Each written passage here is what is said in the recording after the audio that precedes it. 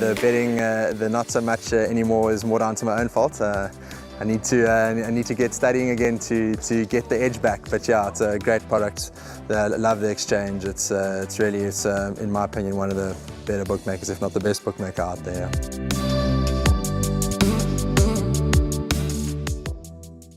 It's time for race number 2, the first leg of the place accumulator at Hollywoodbets Gravel on the Poly track. And race 2 goes off at 12:55 over the 1700 meter trip. It's GoldCircleRacing YouTube channel MR75 Apprentice Handicap. So this is a race for the apprentices. And which chappie is going to come out tops after race number 2 has been run? At the time of recording, there are 10 runners which take their place in this lineup.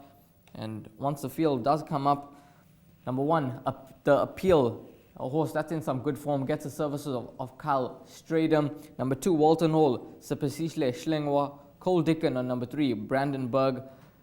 Donald Hertzen on number 4, Bayview Express. Rachel Vinegar, number 5, Tom's Act. Caden Brewer, number 6, Naval Secret. Jeffrey Seister, number 7, Arrow's Mark. Gentleman's Way, Gabriel Peterser. Joshua Solomons on number 9, Lord of the Manor. And number 10, Ancient State, is now the services of Pilasande Mkoli. Race number 2, the first leg of the PA. And this is where the first of my horses to watch out for, as you would see on the GTV shortlist show. Number 2, Walton Hall, is 3.5 kgs better off with the Appeal for a 3.5 length beating. So there shouldn't be much to choose between number 1, the Appeal, and number 2, Walton Hall. And last time out, Walton Hall at some decent odds of 25-1. He managed to run into the placings, and it was a good run. He bounced back to form nicely with Cole Dicken in the irons. 4 kgs off the back now. He's neatly drawn in gate number 2. He steps down in trip to the 1700, which I don't think is going to be a concern for him. With that good run under the belt last time out, I think that he can progress from there, and he could run an absolute cracker in this lineup with Sipasishle Schlengwa.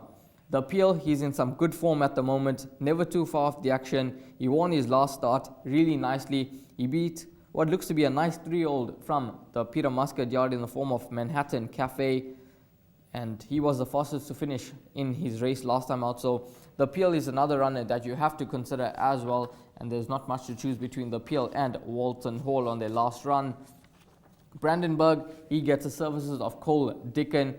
Brandenburg's a horse that I think you can include into trifectas and quartets. Naval Secret could be the interesting runner now. 60.5 on his back, minus the 1.5, so he carries 59. The cheek pieces are off, and he's a 4-year-old son of Captain Al. He goes over a bit more ground now, 1700 after running 5th last time out, beaten 5.3 lengths behind Mr. Master Starter. A Naval Secret, that next career victory shouldn't be too far away, and with the drop in class, he could be a serious runner as well.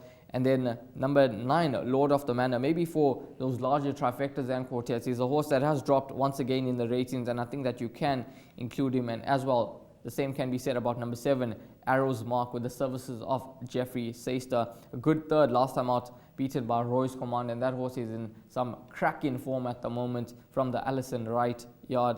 And Arrow's Mark, he's tried the distance one time before for 1 blank, but he's running well at the moment, and perhaps you can include him. But for me, the top 2 in this race could be number 1, the Appeal, and number 2, Walton Hall, and those would be the 2 numbers that I'd possibly include into the first leg of the place accumulator.